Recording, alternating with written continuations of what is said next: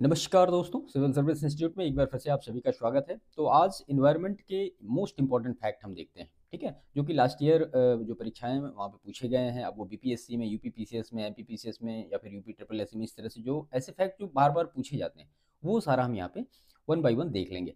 ठीक है, ये पूरी पीडीएफ आपको हमारे टेलीग्राम चैनल पर मिल जाएगी। देखिए, ये जो प्रश्न है ना, ये काफ़ी इंपॉर्टेंट है और ये ऐसे प्रश्न है जो एवरग्रीन प्रश्न है, जो लगभग हर परीक्षाओं में और खासतौर पर यूपीपीसीएस में पूछे गए। तो इसमें सबसे पहला, ये सारे सुमेलित हैं सही। तो Cartagena protocol related to biosafety, Stockholm सम्मेलन इज रिलेटेड टू अनवरत जैविक प्रदूषण, and Montreal protocol is related to ozone परत। इसके बाद फिर से वन्य जीव संरक्षण अधिनियम 1972, प्रोजेक्ट टाइगर 1973, प्रोजेक्ट हाथी 1992 और जैव विविधता अधिनियम 2002। ये मोस्ट इम्पॉर्टेंट एक हिसाब से कह सकते हैं पार्ट है इसका।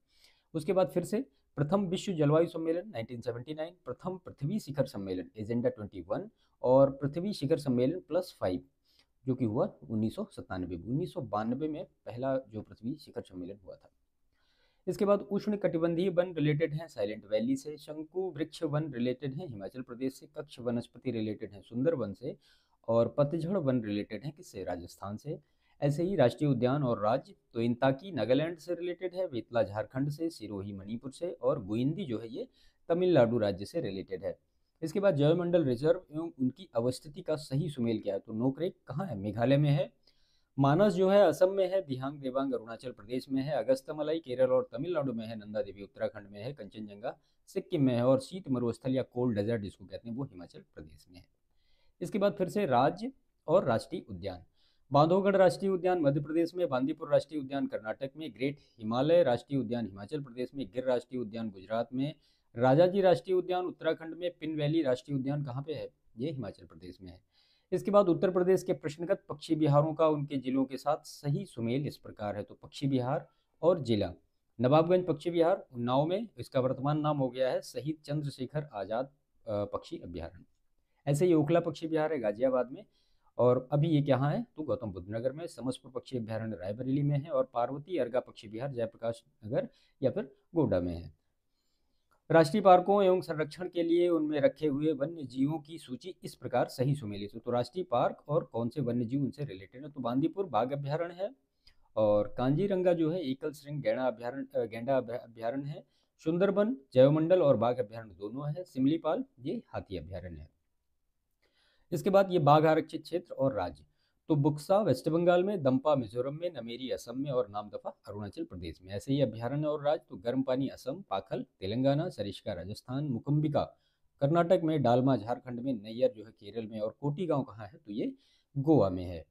राष्ट्रीय उद्यान और उनसे रिलेटेड जो स्टेट हैं, तो ये कान्हा राष्ट्रीय उद्यान मंडला बालाघाट मध्य प्रदेश, बांधव राष्ट्रीय उद्यान उमरिया मध्य प्रदेश, माधव राष्ट्रीय उद्यान शिवपुरी मध्य प्रदेश, और इंद्रावती राष्ट्रीय उद्यान कहाँ, बीजापुर छत्तीसगढ़ में।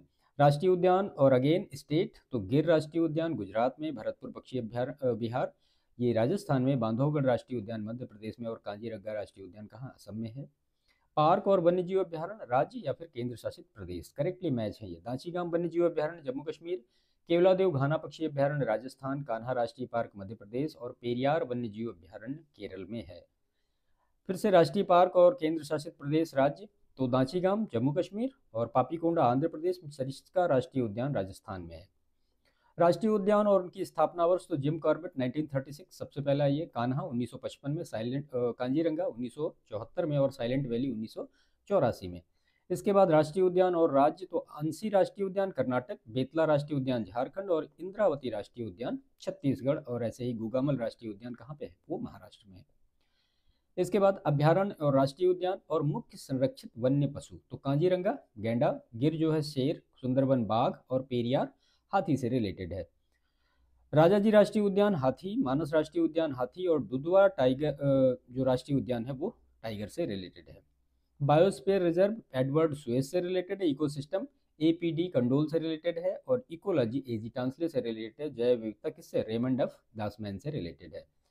फिर से ये संरक्षित क्षेत्र किसके लिए वो जाने जाते हैं, तो भितरकनिका उड़ीसा, लवण मगर के लिए, और मरुस्थली राष्ट्रीय उद्यान राजस्थान ये महान भारतीय सारंग के लिए है। राष्ट्रीय उद्यान और अवस्थिति, तो कांजीरंगा गोलाघाट नौगांव असम में, कुद्रेमुख चिकमंगलूर कर्नाटक में, और साइलेंट वैली शांत घाटी जो कि पालघाट केरल में है। इसके बाद अगेन भूगर्भिक विरासत स्थल और स्थान, तो राष्ट्रीय कास्म जीवाश्म park Tiruchirappalli, Shivalik park Sirmaur, stromatolite park ये चित्तौड़गढ़ और लोनार झील है बुल्ढाना महाराष्ट्र में।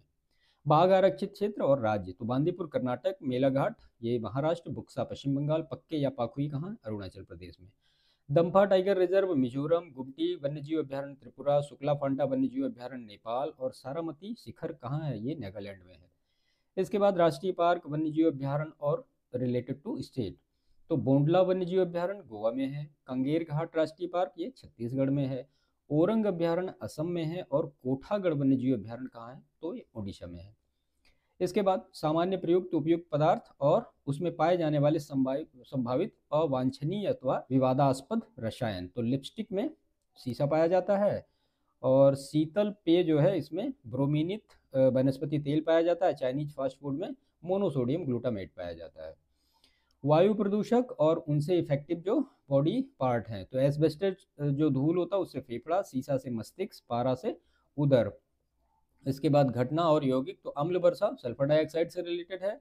प्रकाश रासायनिक धुंध ये असंतृप्त हाइड्रोकार्बन से रिलेटेड है। हेमोग्लोबिन के साथ संयोजन कार्बन मोनोऑक्साइड का होता है और ओजोन परत का क्षरण क्लोरोफ्लोरोकार्बन से रिलेटेड है। त्वचा कैंसर पराबैंगनी जो प्रकाश होता है, ध्वनि प्रदूषण डेसिबल के लिए है और वैश्विक तापन कार्बन डाइऑक्साइड से होता है। ओजोन छिद्र क्लोरोफ्लोरोकार्बन से बढ़ता है। एपिको आंदोलन पी हेडगे और चिपको आंदोलन एस एल बहुगुणा, नर्मदा बचाओ आंदोलन मेधा पाटकर और शांत घाटी आंदोलन डॉक्टर सलीम अली से रिलेटेड है। इसके बाद महत्वपूर्ण दिवस और कब मनाए जाते हैं वो, तो विश्व पर्यावरण दिवस 5 जून, विश्व वानिकी दिवस 21 मार्च, विश्व पर्यावास दिवस अक्टूबर का प्रथम सोमवार, विश्व ओजोन दिवस 16 सितंबर और जैव विविधता दिवस 22 मई को मनाया जाता है। राष्ट्रीय संवर्धित ऊर्जा क्षमता मिशन 2009 में और राष्ट्रीय जल मिशन 2011 में, राष्ट्रीय हिमालयी पारिस्थितिकी संपोषण 2014 में और राष्ट्रीय सतत कृषि मिशन 2010। पारिस्थितिकी विज्ञानों का केंद्र ये है बेंगलुरु और भारतीय वन्य प्राणी संस्थान देहरादून, भारतीय वन्य प्रबंधन संस्थान भोपाल। दोनों में बहुत कन्फ्यूजन होता है, इसको अच्छी तरीके से याद रखिएगा। भारतीय वन्य प्राणी संस्थान है देहरादून में और भारतीय वन प्रबंधन संस्थान है वो भोपाल में। तो जब प्रबंधन लगेगा तो वो भोपाल में इसका होगा और जब प्राणी होगा तो वो देहरादून में होगा, बिल्कुल क्लियर कर लीजिएगा। इसके बाद दुष्प्रभाव और प्रदूषक, तो कार्बन मोनोऑक्साइड श्वास संबंधी रोग और नाइट्रोजन ऑक्साइड ये केंद्रीय तंत्रिका तंत्र संबंधी समस्याएं और धूल कण ये यकृत और वृक्क की क्षति पहुंचाता है। सीसा जो उससे कैंसर से रिलेटेड है। ठीक है, भारत में 4 जैव विविधता हॉटस्पॉट का क्षेत्र कौन सा है, तो पश्चिमी घाट है, इंडो बर्मा क्षेत्र है, पूर्वी हिमालय और सुंडालैंड यानी निकोबार द्वीप समूह है। इसके बाद भारत में 18 जैव मंडल आरक्षित क्षेत्र जो है उनको सूचीबद्ध किया जा चुका है। कौन कौन से हैं, कई बार ये पूछ लिए जाते हैं।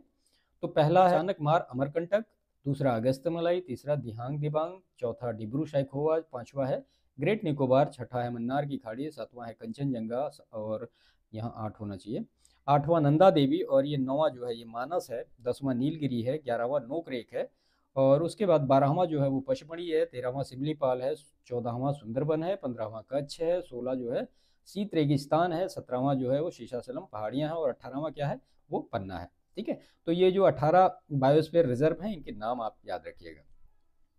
प्रमुख वन्यजीव अभ्यारण्य, तो वन्यजीव अभ्यारण्य और राज्य और केंद्र शासित प्रदेश, तो पाखल अभ्यारण्य आंध्र प्रदेश में है, पेरियार अभ्यारण्य केरल में है, पलामू अभ्यारण्य झारखंड में है, चंद्रप्रभा अभ्यारण्य उत्तर प्रदेश में है और मानस अभ्यारण्य कहाँ है, असम में है।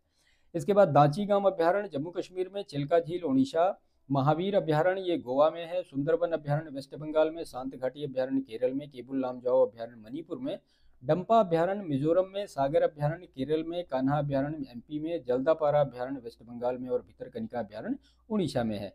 ये सारे जो हैं इनको आप अच्छी तरीके से याद रखिएगा, प्रश्न में कई बार इस तरह से मैच करने के लिए पूछे जाते हैं, ये सारे पूछे गए हैं। इसके बाद भारतीय वन स्थिति रिपोर्ट 2021, तो देहरादून स्थित भारतीय वन सर्वेक्षण विभाग प्रत्येक 2 वर्ष पर वन स्थिति रिपोर्ट जारी करता है और ये जो है इस श्रृंखला की 17वीं वन स्थिति रिपोर्ट है जो कि 2021 में जारी की गई, 13 जनवरी 2022 को जारी की गई। एक एक चीज महत्वपूर्ण है यहाँ पे।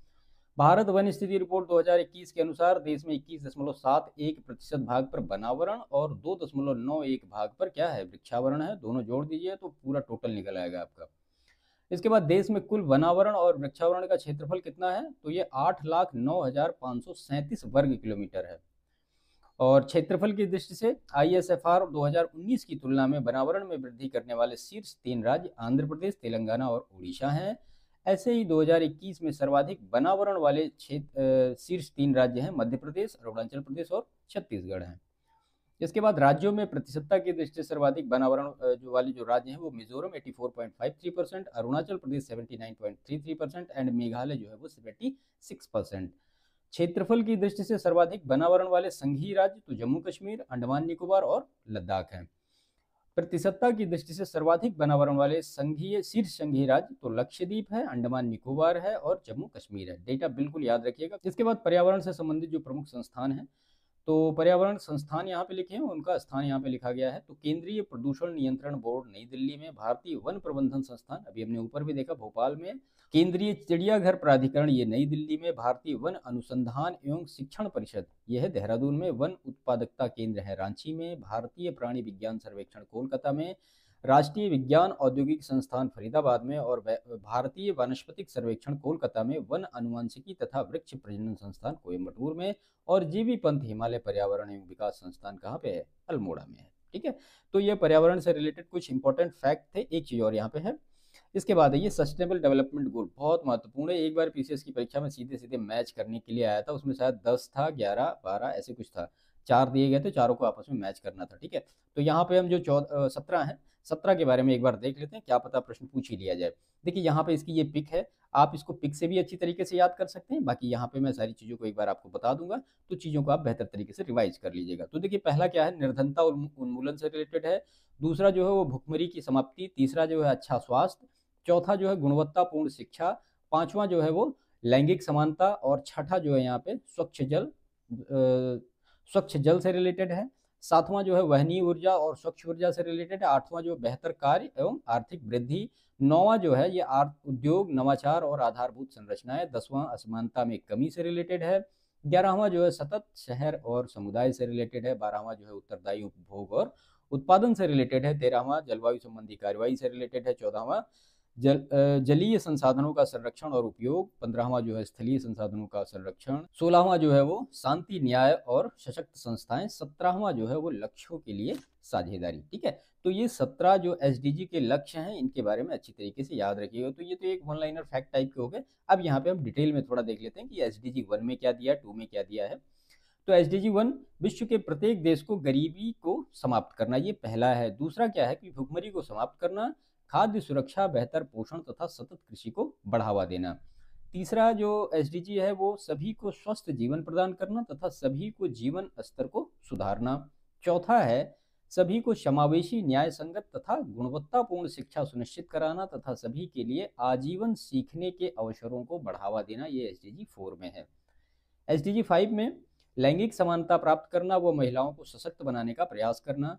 SDG 6 में सभी के लिए स्वच्छ जल की उपलब्धता एवं उसका सतत प्रबंधन सुनिश्चित करना। SDG 7 में है सभी के लिए सस्ती, विश्वसनीय, सतत एवं आधुनिक ऊर्जा की उपलब्धता सुनिश्चित कराना। और SDG 8 में है सतत एवं समावेशी आर्थिक वृद्धि को प्रोत्साहन प्रदान करने के साथ साथ उत्पादक, रोजगार एवं सभी के लिए कार्य को प्रेरित करना। SDG 9 है लचीले आधारभूत ढांचे तथा समावेशी व टिकाऊ औद्योगिकीकरण को प्रोत्साहित करना व नवाचार को बढ़ावा देना। SDG 10 ये पूछा गया था, SDG 10 वाला, कि देशों के मध्य एवं उनके भीतर असमानता को कम करना। SDG 11 है शहरों एवं मानव बस्तियों को समावेशी, सुरक्षित, लोचशील और टिकाऊ बनाना। SDG 12 उत्पादन एवं उपभोग प्रतिरूप को टिकाऊ बनाना। SDG 13 में जलवायु परिवर्तन व उसके प्रभावों से निपटने के लिए तत्काल कार्रवाई करना। SDG 14 है कि सतत विकास हेतु महासागरों, समुद्रों एवं समुद्री संसाधनों का संरक्षण और उनका उचित उपयोग करना। SDG 15 है सतत उपभोग को बढ़ावा देने वाली पारिस्थितिकीय प्रणाली, सुरक्षित जंगलों, भूमि क्षरण एवं जैव विविधता ह्रास में होने वाली वृद्धि को सीमित करना। और SDG 16 है सतत विकास हेतु समावेशी व शांतिपूर्ण समितियों को बढ़ावा देना तथा सभी के लिए न्याय तक पहुंच सुनिश्चित करना। SDG 17 है सतत विकास हेतु वैश्विक साझेदारी का सृजन करना तथा कार्यान्वयन के साधनों को सशक्त बनाना। तो ये 17 जो दिए गए हैं यहाँ पे, ये सारे सस्टेनेबल डेवलपमेंट गोल हैं और इनके बारे में आप अच्छी तरीके से तैयार करिएगा। ठीक है, तो ये एनवायरनमेंट के जो मोस्ट इंपॉर्टेंट चीज़ें थी वो हमने यहाँ पे करी। इसमें लास्ट ईयर के पूरे प्रश्न थे और ऐसे प्रश्न थे जो बार बार रिपीट होते हैं। ठीक है? तो सेशन को यहाँ पे समाप्त करते हैं। बाकी वीडियो अच्छा लगा हो तो इसको लाइक करिएगा, दूसरों को शेयर करिएगा और चैनल अभी तक सब्सक्राइब नहीं किया तो प्लीज़ चैनल को सब्सक्राइब ज़रूर करिए। मिलते हैं नेक्स्ट सेशन में, तब तक के लिए थैंक यू।